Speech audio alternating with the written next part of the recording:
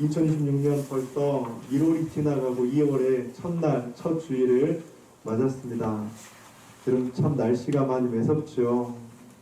지난 한 주도 참 고생하셨습니다. 지난 한 달도 참 많이 고생하셨습니다. 우리 어색할 수 있지만 오늘 한번 인사합시다. 지난 한 달, 지난 한 주 고생하셨습니다. 여러분들이 그렇게 한번 인사하실까요? 네. 여러분들 고생 많으셨습니다. 새해 결심을 한 지도 한 달이 지나갔습니다. 여러분들 송구영신 예배 때, 새해 첫 예배 때 여러분 혹시 내가 올해는 이것만은 꼭 하리라 여러분 그렇게 결단하신 것 있죠? 없으신가요? 혹시 기억나시나요? 어떤 걸 결단하시고 어떻게 살기로 했는지. 그런데 새해가 지나고 성도님들이 요즘에 이런 말을 할 때 제 마음이 참 무겁고 한편으로는 아픕니다. 목사님, 2025년 참 힘들었는데 2026년 새롭게 한 해가 시작돼서 뭔가 변화도 있을 것 같고 소망도 생겼고 열심히 무엇인가를 해봤는데 여전히 비슷한 것 같아요. 더 나아진 게 없어요. 그렇게 좌절되고 낙담되는 이야기를 들을 때 제 마음이 참 아픕니다. 아니 오히려 더 가정적으로, 건강적으로, 물질적으로 또 여러 가지 것들이 더 나빠지거나 좋지 않아진 모습을 보면 참 제 마음이 무겁습니다. 그렇게 결단하고 한 해를 시작했는데 오히려 더 실망하고 어려워하는 그런 모습들, 제가 할 수 있는 것이 참 없구나 라고 하면서 기도밖에 할 수 있는 것이 없습니다. 그런데 여러분들 또 한편으로는 반면에 참 아이러니하고 신기하게도 바로 그 어려움의 시간에, 위기의 순간에 주님의 은혜를 경험하시는 사람들도 있는 것 같아요. 그 시간에 하나님을 만나는 사람들도 있고요. 하나님의 그 사랑을 조금 더 가까이에서 느끼는 분들도 있는 것 같아요. 그러고 보면 위라고 하는 것, 고난이라고 하는 것, 이것은 꼭 나쁜 것이라고만은 볼 수 없는 것 같습니다. 왜냐하면 우리가 볼 수 없었던 것을 볼 수 있고 느낄 수 없었던 것을 느끼게 하기도 하고 그런 놀라운 은혜가 될 수 있다는 사실 때문이죠. 오늘 본문에 왕의 신하도 그런 사람 가운데 한 사람입니다. 왕의 신하는 아들의 죽음 앞에서 절망했죠. 그런데 그 절망의 순간 예수님을 만나게 되었습니다. 위기를 은혜의 기회로 만드는 그의 믿음. 2월의 첫날 요한복음 강의 11번째 시간을 함께 말씀을 나누면서 이 말씀이 2월 한 달, 이번 한 주 우리 성도님들에게 힘이 되고 능력이 되었으면 참 좋겠다. 그런 마음으로 함께 말씀을 준비했습니다. 이 말씀을 통해서 2월 한 달, 이번 한 주 그런 은혜가 우리 가운데 있기를 주님의 이름으로 간절히 축복합니다. 본문을 이해하기 위해서는 먼저 배경을 잠시 보아야 합니다. 43절과 44절에 보면 이렇게 말씀합니다. 예수님은 선지자가 고향에서 높임을 받지 못한다. 그런데 45절을 보면 갈릴리 사람들이 예수님을 영접했다는 거예요. 그러니까 예수님의 고향에서 예수님은 높임을 받지 못할 것이 분명한데 그 지역에서 사람들이 예수님을 영접했다는 거예요. 왜 그랬죠? 45절 한번 읽어보겠습니다. 시작. 갈릴리에 이르시매 갈릴리인들이 그를 영접하니 이는 자기들도 명절에 갔다가 예수께서 명절 중 예루살렘에서 하신 모든 일을 보았음이니라. 갈릴리에 있는 그 사람들은 보아야만 믿는 사람들이었습니다. 표적을 보았을 때 영접하는 사람들이었습니다. 예수님은 바로 이런 갈릴리인들의 믿음의 모습을 아셨다는 것이죠. 그런데 예수님은 갈릴리 가나에 이르릅니다. 전에 물을 포도주로 만들었던 곳. 그런데 이때 한 사람이 예수님을 찾아옵니다. 누구였죠? 왕의 신하. 여러분, 이 왕은 당시 갈릴리 지역을 다스렸던 분봉왕 헤롯 안티파스였습니다. 이 헤롯 안티파스는 세례 요한을 죽였던 그 왕입니다. 당시 이 헤롯 안티파스 왕의 고위 관리였을 것으로 모두가 추측을 하고 있습니다. 상당한 재력과 권력을 가진 사람이었죠. 그런데 그의 아들이 가버나움에서 병들어 죽어가고 있다고 하는 겁니다. 가버나움에서 가나까지 약 25km 정도의 거리입니다. 25km, 그러니까 보통 사람의 걸음으로는 한 5시간 정도 될 수 있다고 해요. 그런데 산지, 광야인 것들 감안하면 한 7시간 정도의 거리였습니다. 이 신하는 그 먼 길을 한숨에 달려 예수님을 찾아왔습니다. 그만큼 절박했다는 것이죠. 왕이 신하의 모습 속에서 우리에게 주시는 메시지는 무엇일까? 저는 이 말씀을 묵상하면서 너무나도 많은 권력을 가지고 재력을 가지고 명예를 가지고 힘도 가졌지만 인간의 육신의 연약함 가운데서는 모두 다 참 한순간에 무너질 수 있구나, 참으로 나약한 인간이구나를 한 번은 생각해 보았습니다. 그리고 또한 왕의 신하의 모습 속에서 위기를 은혜의 기회로 만들었던 그런 놀라운 메시지, 오늘 함께 이 메시지를 통해서 우리 가운데 주시는 하나님의 그 귀한 음성을 듣기를 원합니다. 첫째로 이 왕의 신하는 표적을 구하는 믿음이었습니다. 47절 함께 읽어보겠습니다. 시작. 그가 예수께서 유대로부터 갈릴리로 오셨다는 것을 듣고 가서 청하되 내려오셔서 내 아들의 병을 고쳐주소서 하니 그가 거의 죽게 되었습니다. 여러분들, 표적을 구하는 믿음, 여러분들 어떻게 생각하세요? 좋은 것일까요? 나쁜 것일까요? 이렇게 하면 너무 이원론적인 질문이긴 한데 먼저 이 질문을 드려볼게요. 이 아버지의 믿음은 여러분들이 예수님을 찾게 된 것은 어디에서 시작을 했죠? 자신의 아들이 아파서 표적, 기적을 구하는 것으로부터 시작했습니다. 모든 인간적인 방법이 실패하고 최고의 의사도 약도 소용없었겠죠. 다른 선택지가 없었습니다. 그런데 이때 죽어가는 아들을 살릴 수 있는 한 분, 그분이 존재한다는 소리를 들었습니다. 이 왕의 신하는 한숨에 그분을 찾았습니다. 예수님, 내 아들을 좀 살려 주옵소서. 그런데 예수님의 대답은 냉정해 보입니다. 48절 말씀. 예수께서 이르시되 너희는 표적과 기사를 보지 못하면 도무지 믿지 아니하리라. 여기서 여러분들 너희는 복수입니다. 단수가 아니라. 이 신하만이 아니라 갈릴리에 있는 많은 사람들, 유대인들이 바로 그랬다는 것이죠. 45절을 다시 한번 볼까요? 제가 읽어드릴게요. 갈릴리에 이르심에 갈릴리인들이 그를 영접하니 이는 자기들도 명절에 갔다가 예수께서 명절 중 예루살렘에 하신 모든 일을 보았습니다. 여러분, 이 사람들은 보아야만 믿었던 사람들입니다. 표적을 구하는 대표적인 사람들이었죠. 그런데 왕의 신하도 처음에는 그랬다고 하는 거예요. 예수님이 직접 와서 아들에게 손을 대고 기도하면 치유될 것이라고 생각했다는 것이죠. 헬라어 원문을 보면 48절에 보지 못하면 이라는 말은 가정법이에요. 그러니까 한 번이라도 보지 못한다면 이라는 의미입니다.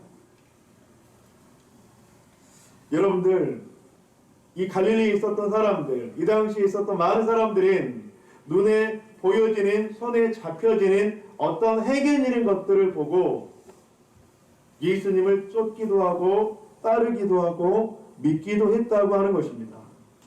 그런데 여러분들, 손에 잡히고 눈에 보여지고 어떤 일들이 일어나는 그 상황을 보고 예수님을 쫓는 것, 따르는 것, 표적을 구하는 것, 이것은 과연 옳은 것일까요? 그른 것일까요? 그런데 저는 옳은 것이다, 그른 것이다 라고 하는 그 이원론적인 질문을 보다는 이 왕의 신하의 모습을 통해서 예수님께서 과연 주시고자 하는 것이 무엇일까, 원하시는 것이 무엇일까를 함께 보았으면 좋겠습니다.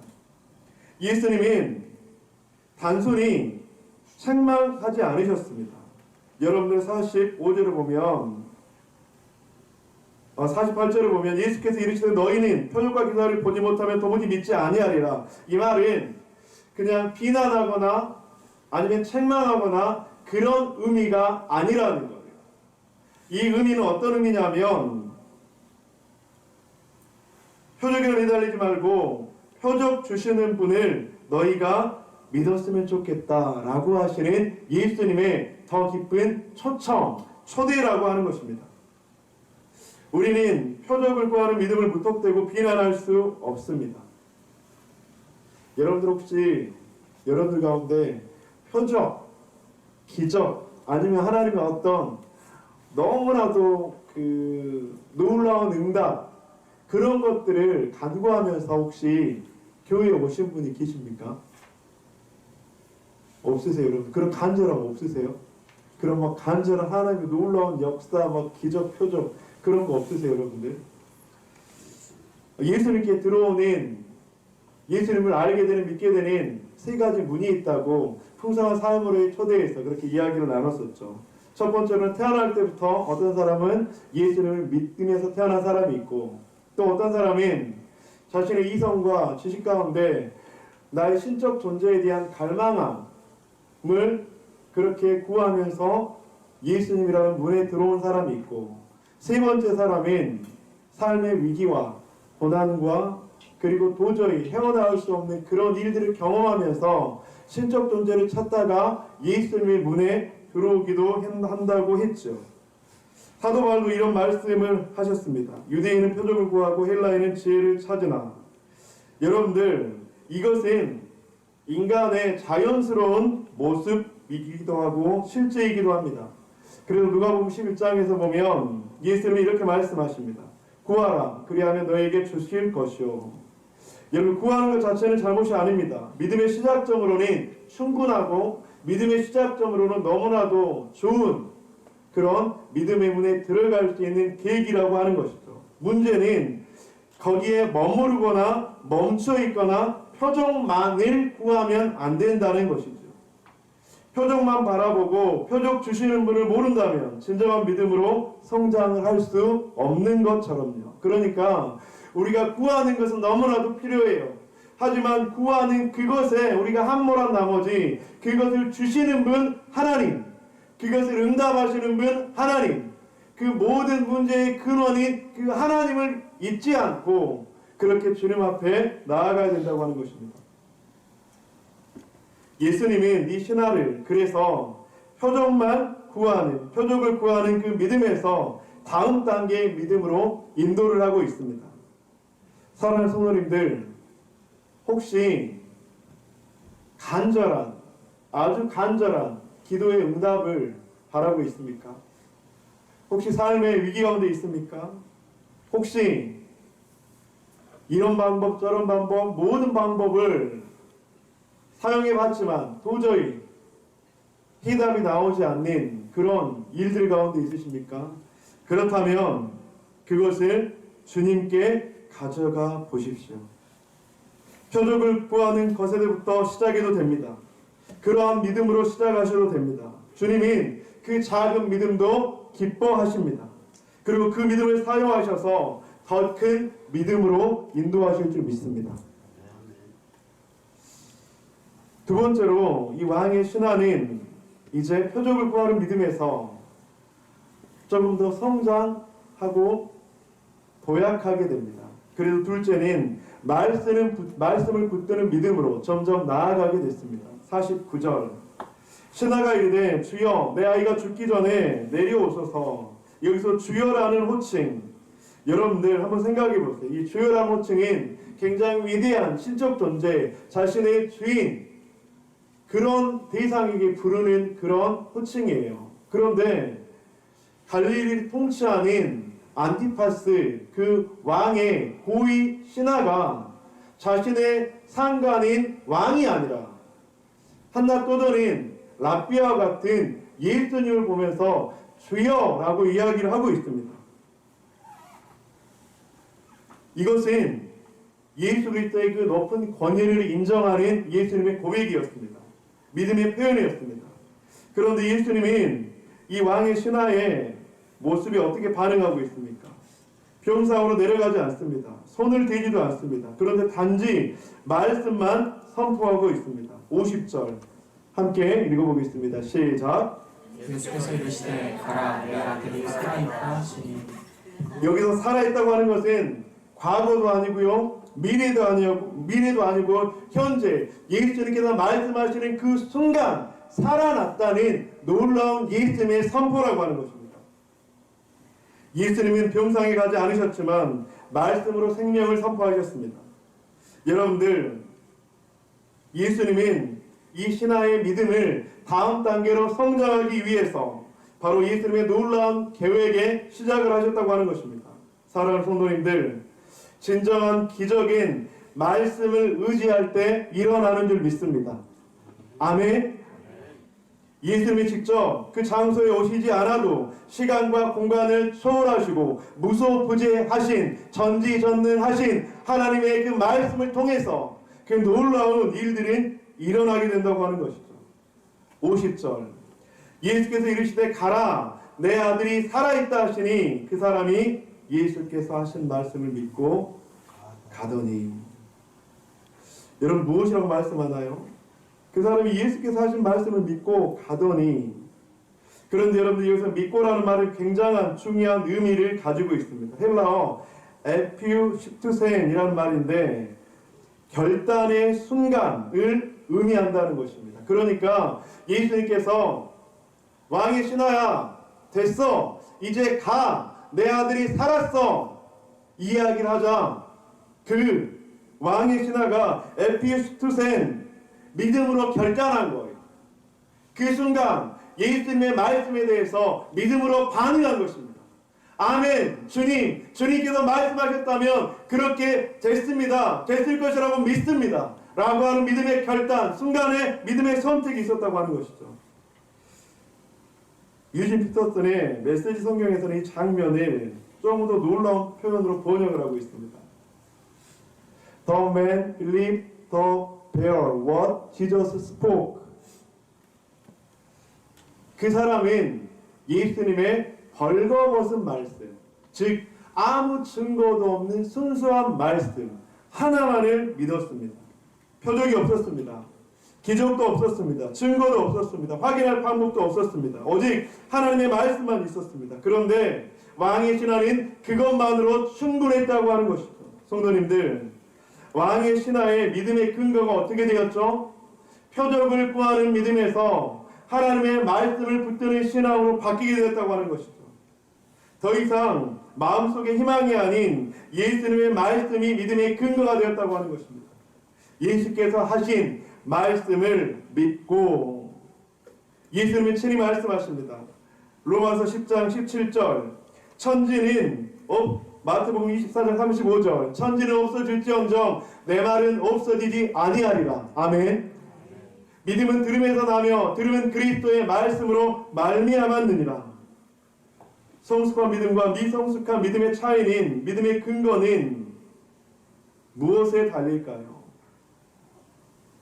자신의 마음속의 희망입니까? 아니면 하나님의 말씀에 대한 희망입니까?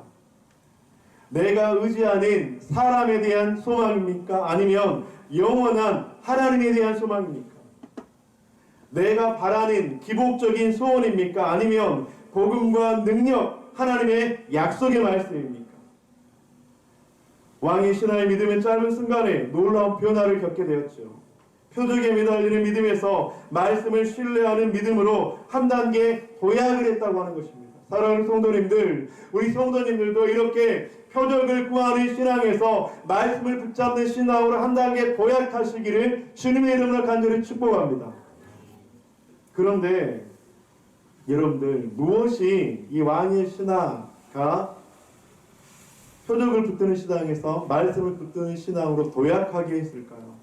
저는 말씀을 묵상하면서 여러분, 너무나도 짧은 시간이잖아요. 너무나도 그 짧은 시간에 어떻게 이렇게 변할 수 있었을까? 그런데 여러분들, 이 왕의 신하는 성실함이 있었습니다. 가버나움에서 가나까지 그 25km의 그 거리를 성실함으로 예수님께 나아갔습니다. 이 왕의 신하는 간절함이 있었습니다. 자신이 더 높은 지위에 있다고 느낄 수 있었지만 그것과는 아랑곳 없이 주여라고 하고 불렀습니다. 이 왕의 신하는 순종함이 있었습니다.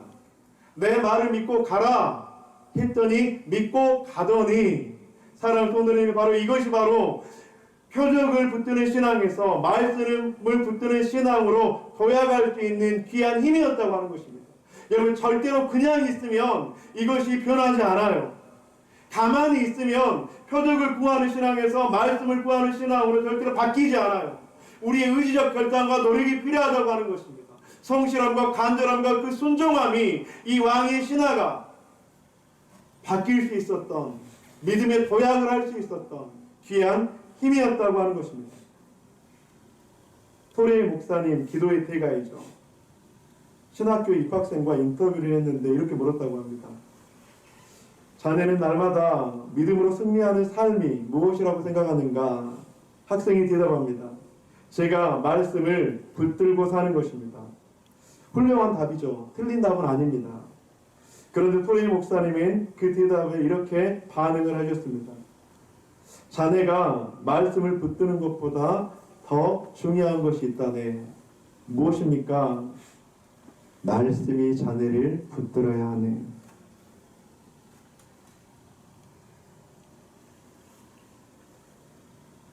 표적을 구하는 믿음에서 말씀을 붙드는 이 도약은 바로 하나님의 그 놀라운 말씀의 은혜 가운데 있을 때 가능할 줄 믿습니다. 여러분들 말씀에 붙들리는 삶은 가만히 있으면 절대로 이루어지지 않습니다. 말씀에 붙들리는 삶은 그냥 기도만 한다고 이루어지지 않아요. 우리가 말씀을 붙드는 것이 아니라 말씀이 우리를 붙들어야 합니다. 우리가 주님의 말씀을 신뢰하는 순간 이 말씀이 우리를 붙들기 시작합니다. 우리가 주님의 말씀을 알기 위해서, 여호와를 힘써 알기 위해서, 주님의 은혜를 경험하기 위해서 그렇게 주님의 은혜 가운데 거할 때 하나님의 그 말씀이 우리를 붙드시고 하나님의 그 말씀이 우리를 붙드셔서 인도하게 되는 놀라운 역사가 일어나게 될 줄 믿습니다. 말씀이 나를 붙들게 하려면 어떻게 할까요? 왕의 신하처럼 성실함이 있어야 합니다. 왕의 신하처럼 간절함도 있어야 합니다. 왕의 신하처럼 순종함도 있어야 합니다. 말씀을 사랑해야 합니다. 말씀을 먹어야 합니다. 말씀을 통해 공급받아야 합니다. 그 말씀 속에서 나에게 주고자 하는 놀라운 응답, 해결책, 위로, 소망, 이것을 경험하시는 저와 여러분들 되시기를 주님의 이름으로 간절히 축복합니다. 이번 주부터 다시 2월 한 달을 시작해 봅시다. 매일 아침 성경을 펴고 한 구절이라도 읽어봅시다. 그리고 이렇게 기도합시다. 주님, 내가 의지적으로 결단하고 이 말씀을 펴고 이 말씀을 읽어오니 이 말씀이 나를 붙들어 주시고 이 말씀이 나를 이끌어 줄 수 있도록 인도하여 주옵소서. 본문의 왕의 신하처럼 위기 속에서 주님의 말씀을 신뢰할 때 말씀이 우리를 붙드는 순간 새로운 인생의 시작이 될 줄 믿습니다. 여러분 주보를 보시면 교육훈련이 이제 곧 시작됩니다. 여러분들이 여호와를 힘쓰기 위해서 말씀을 나를 붙들기 위해서 하나님의 말씀을 알아가는 그 장소, 하나님의 말씀을 알아가는 그 시간, 그곳 가운데 있을 때 성실함으로 간절함으로 나아갈 때 그곳 가운데 말씀이 나를 붙들기 시작해요. 가만히 있으면 절대로 말씀이 나를 붙들 수 없어요. 노력하지 않으면 하나님의 말씀이 나를 붙들 수가 없어요. 내가 해야 되는 일, 내가 해야 되는 결단을 주님 앞에 함으로 나아갈 때 성령의 놀라운 보호하심과 능력이 우리를 말씀으로 인도하시고 말씀으로 붙들게 하실 줄 믿습니다. 세 번째로 왕의 신하는 이제 확신하고 증거하는 믿음으로 바뀌었습니다. 말씀을 붙들고 집으로 향하는 신하에게 놀라운 일이 벌어져요. 51절, 52절 한번 읽어보겠습니다. 시작. 내려가는 길에서 그 종들이 오다가 만나서 아이가 살아있다 하거늘 그 낫기 시작한 때를 물은즉 어제 7시에 열기가 떨어졌나이다 하는지라. 여러분들 여기서 흥미로운 질문이 생겨요. 뭐냐면 왕의 신하가 왜 물었을까요? 아이가 살았다 하거늘 살았으면 이제 됐잖아요. 있어요. 그런데 그 낳기 시작한 때를 물은즉 이게 우연일까? 아니면 이전에 먹었던 약이 그때 딱 효과가 난 것일까? 아니면 예수님께서 말씀하신 그때일까? 여러분 의심일까요? 아니요. 이것은 예수님께서 하셨다는 것을 믿고 확인하는 것입니다. 이 왕의 신하는 예수님께서 말씀하셨을 그때 분명히 나왔을 거야. 혹시 언제 나왔어? 라고 묻고 있는 것입니다. 그 결과가 어떻습니까? 53절 그의 아버지가 예수께서 내 아들이 살아있다 말씀하신 그때인 줄 알고 자기와 그 온 집안이 다 믿으니라. 그때인 줄 알고 정확히 일치했습니다. 예수님이 말씀하신 그 시각이었습니다.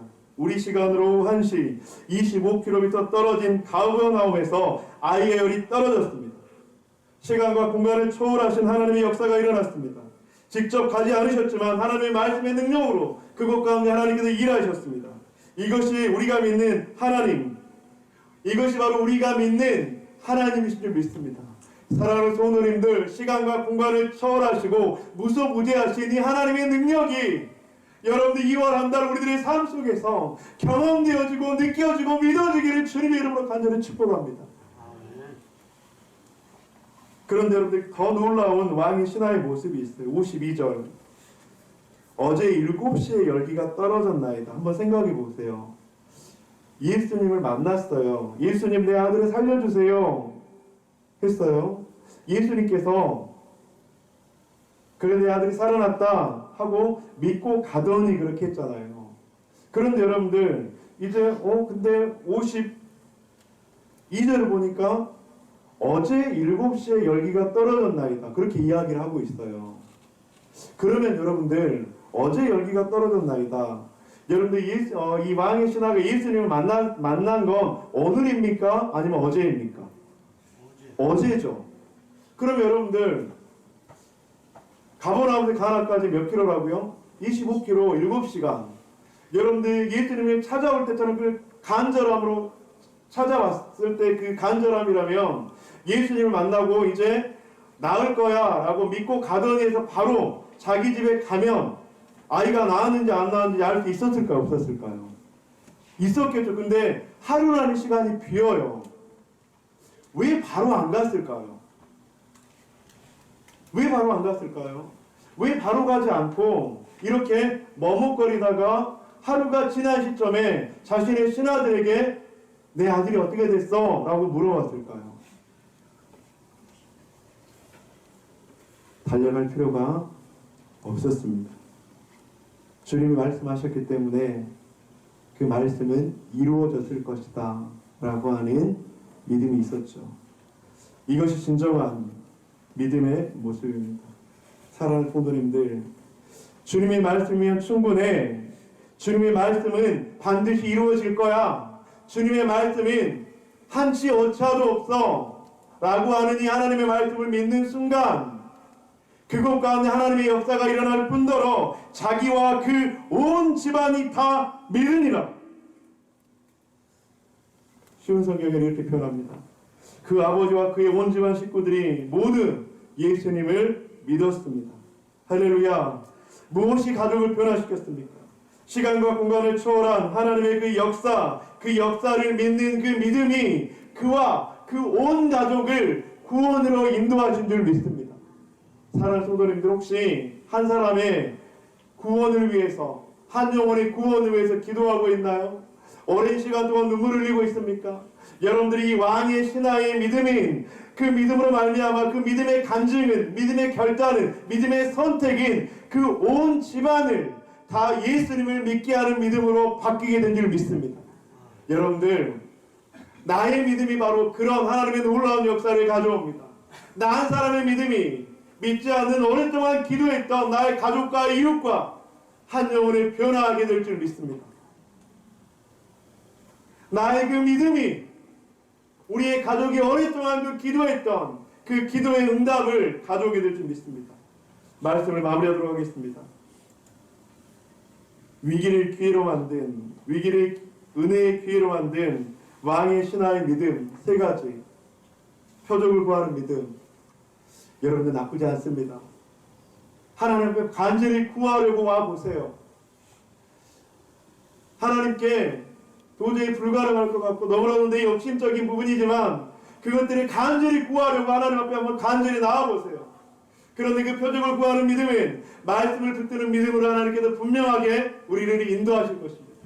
말씀을 붙드는 그 믿음은 우리를 확신하고 증거하는 믿음으로, 구원받는 믿음으로, 응답받는 믿음으로 놀랍게 역사할 줄 믿습니다. 이 하나님을 붙잡고 이번 한 주를 살아갑시다.